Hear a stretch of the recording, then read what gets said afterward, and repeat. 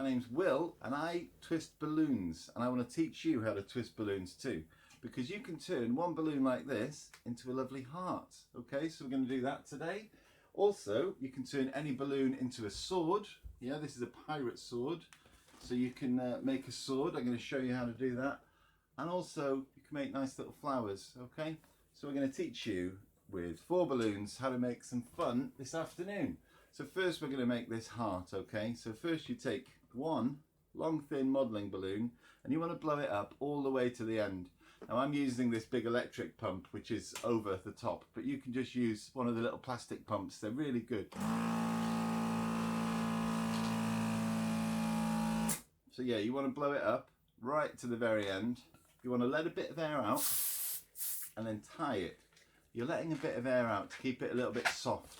Okay, you want to take these 2 ends and twist them together. Now you can just twist them in one movement like this, but what if you're having trouble with that, you want to twist one circle first, one little bubble first, and then another bubble this side, and then twist those 2 bubbles together. The best way to keep this from coming undone if someone's playing with it is to push one of these 2 bubbles through the middle, and that just sort of locks it in place. Okay, so now you're left with this sort of ring shape.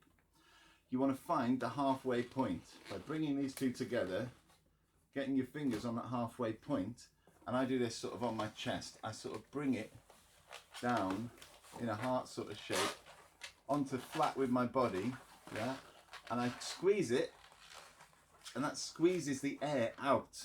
Okay, I'll come a bit closer so you can see. You squeeze the air out so it sort of vanishes, but then you let the air back in and it remains in the shape that you've just done. So that's called a little fold or a shock twist, some people call it, but that is how you make a balloon heart. Really simple, really fun. Sometimes you can, sort of shape it a bit more. When you're doing shaping, you just want to sort of massage it and get your warmth in there with your hands, and you can just sort of shape it a bit more. Maybe shape this a bit more spiky in the middle, so it's coming down a bit further. I think I've over-egged the pudding on this one, but this one still looks good. Now, next up, we're going to make a sword, okay? There's 2 variations to how to make this, but you can take any colour. I'm going to use yellow. Blow it up all the way to the very end. Okay, all the way to the tip. And you want to let a bit of air out and tie the knot. Now you can do a simple sword where you just take this, fold about 4 fingers worth over into halves, 2 halves like that, and just sort of twist that nozzle bit. I'll just show you. I've got hold of the nozzle in one hand. I'm twisting that. I'm going to keep hold of the nozzle and pull it through the loop to keep it knotted and secure. You can just take this, open hole enough, big enough just to push this all the way through, and that can be your simple sword. You can make these in a minute. Really good fun to have a little game. But what the best way is, you'll notice as you twist a little bubble, okay, it's not just for decoration. This little bubble will be pushing air further into the rest and really stiffening and hardening the sword. So you want to take another bubble and another bubble. I like to do 5. And what you're doing when you're making 5 bubbles is you're making yourself a little scabbard that protects your hands, but also you're stiffening the rest of the sword. So this is how to make the best balloon sword, in my opinion. So you want to push. I pushed it a bit too far there. I'm going to push it back. So that now I've got a nice little hand guard on a pirate sword. And now this is firmer, okay? I don't know what you can see in the quality of light, but basically you can see that it's actually thicker. So this bit of balloon is thicker than this bit of balloon because there's more pressure inside. So that's the second thing we've done. So we've got how to make a balloon sword. Really simple, really good fun. Next up, we're going to combine the elements of some of the folding from the heart and the flower petal twist which we use for the sword. So to make this flower we need 2 balloons. You can use any 2 balloons, but I like to use green for the stem Okay, so you want to blow it all the way up and let a little bit of air out and tie the knot. You want to fold this into an S shape. So you take it and make it into an S shape like this. Then you want to find the sort of halfway point of those and twist all of them in together, okay? Okay, you can do this without that big whole fold by making 2 flower petal twists separately, but I do find the quickest way is to go in one. I'm going to do a little fold where I push this over, squeeze the air out of it. Yeah, I think I should have put a bit less air into this one. I'm going to just do some balloon surgery on this one because I don't like to waste balloons.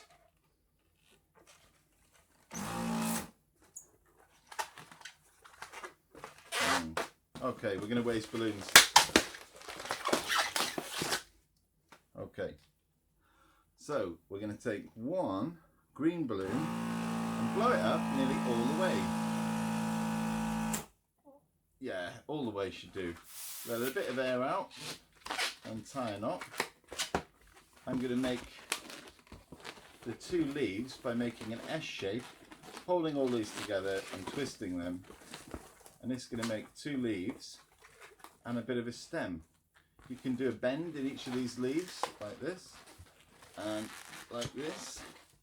And all I'm doing to do that is just sort of folding them, okay, squeezing them and warming them with my fingers, and that's going to massage it into a bended shape, okay? Just because you want the leaves to sort of try and reach and greet the sun. That's what they like to do. So then we're going to take another colour. Let's try purple, and we're going to blow this up, but not all the way, okay?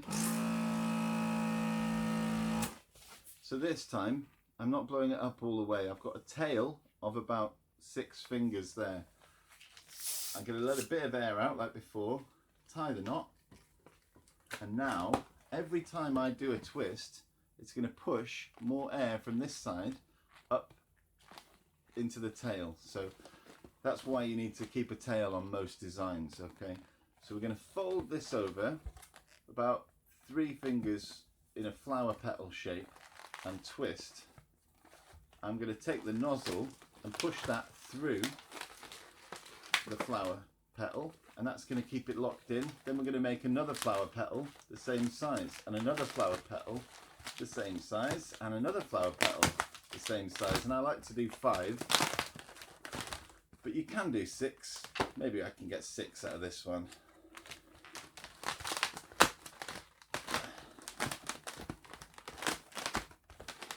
You can just sort of reorganize and rearrange the yeah, maybe 6 was too much. Should have stuck at 5. But you can take these flower petals and you take your green stem, get the nozzle, and stretch this around the front and around the back of your flower. And that is how you make a balloon flower. Okay? So they're just really simple things that you can make with balloons. You can get all different sizes of balloons. The ones I've been using are called 260s, but you can get thinner ones that are 160. So this is a 260, this is a 160.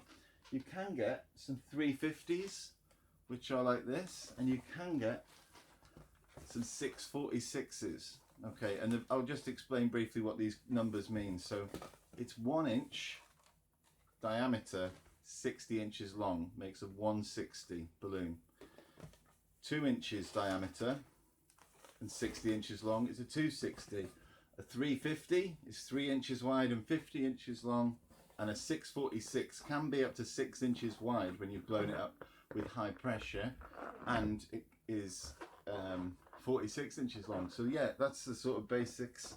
The same skill set follows with all of these. There's a few more complicated shapes that you can learn to make, but this is just the basics. I thought I'd start with lesson 1. All right, it's a really good fun thing to do, and it's making me a lot of money, to be honest. I'm really surprised, but people are loving paying me for doing kids parties and stuff. So it's not just a hobby that's good and fun and creative. It's actually something that you could make money in. So I think it's good fun to teach people, teach children